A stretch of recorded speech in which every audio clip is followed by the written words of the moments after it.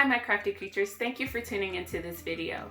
In this video I wanted to show you some of the basic stitches that you'll need while sewing, as well as give you the beginning steps on how to sew a straight line. And I want you guys to practice this as much as you possibly can until the next video.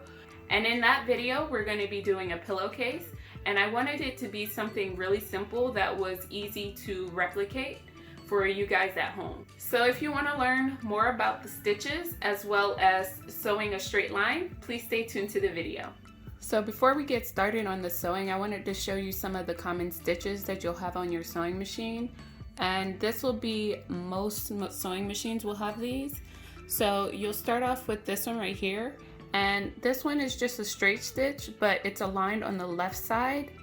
And pretty much all sewing machines will have this. This one will also allow you to go back and forth to do a stabilizing stitch.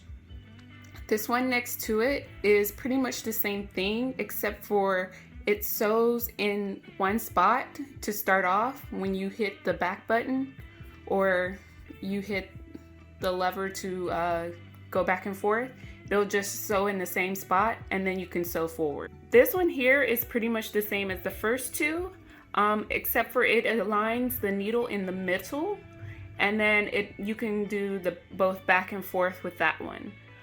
This next one here you won't necessarily have on every machine, but this is a straight stitch that puts the stitches 3 next to each other, and this is really good for stretchy fabrics. The one next to it is also good for stretchy fabrics. It gives you more of a zigzag, but it's more tightly stitched, so you don't necessarily see the zigzag in it. This next one here is just like a regular zigzag stitch, and you'll use this a lot of times for the stretchy knit fabrics. This one here, you'll find it on most machines. I don't think I've seen a machine that doesn't have it. This is also a zigzag stitch, but it has what I call a 3-step zigzag.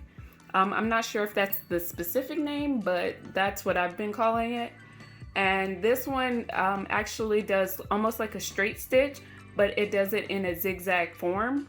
So this is also really good for performance fabrics when you're using it to make like a bathing suit or something like that, and that's really good. I believe those are the main ones that come on sewing machines, but sometimes you'll have this number 7 and number 8 on certain sewing machines, and those are used mainly for like a hidden hem or something along those lines. All right, now we'll get into sewing for the first time. Okay, so right now I have just a piece of scrap fabric that I have in my stash, and I'm going to be using a white thread so you can see what I'm doing. But to start off with, you'll just want to fold your scrap fabric in half.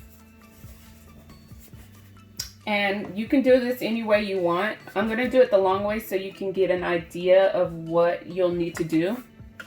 Now, when you're starting off, you want to place your fabric so that you have the perfect amount of seam allowance.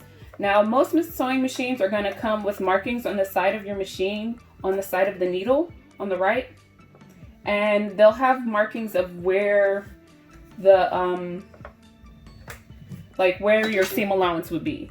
So right here, pretty close to the side of the presser foot, is going to be a 5/8, and I've seen that on at least 2 other sewing machines. I haven't really used that many other ones, but the 2 machines I have had that 5/8 there. So you know that if your needle is on the left align, when you hit that, when you align your fabric with that 5/8, you're always going to have a 5/8 seam allowance. And when you're sewing, you want to put your presser foot down, make sure you're lining up your fabric with that 5/8, as well as making sure that the needle is going to be hitting on the fabric when it goes down. Now, when you start sewing, the mistake that a lot of people tend to make is they'll look at the needle, and you want to try your hardest not to look at the needle. You'll want to look at the side of the fabric, because that's where you're going to make sure that you have a straight line. So when you start using the pedal, you'll want to make sure you go slowly at first, And then you'll want to hit your back button to make sure that you lock that in place. That means it's not going to come apart when you're trying your fabric on or when you're moving things around.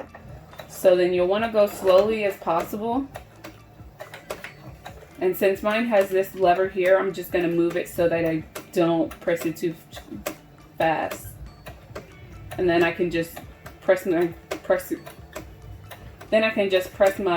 foot down all the way, and it's not going to go any faster than that. So as I'm sewing, I'm just going to make sure that I'm keeping the fabric straight and making sure that it aligns with that 5/8. And sometimes you might have to hold the back of it just to keep everything straight.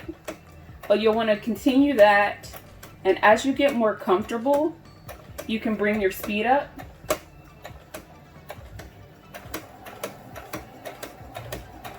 But you want to start slow to begin with.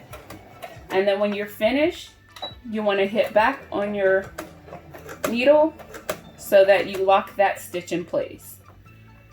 And you can either do this and just stop there, or you can bring it back forward and end it at the end of your fabric or the stitch that you're trying to make.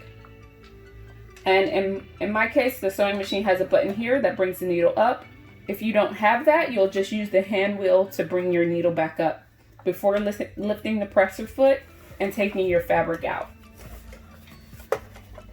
Now, my sewing machine does have a thread cutter here. If you don't have that, just take a pair of scissors that you'll keep close by you and use that to cut the thread. But that'll give you a straight line, and you'll see that you have a solid seam and nothing's coming loose. And you'll want to just practice that a few times. Thank you guys for tuning into this video. I really hope it was helpful, and I really hope that you practice this before the next video. And in the next video, we're going to do a pillowcase, and I'll show you everything you'll need for that. Bye.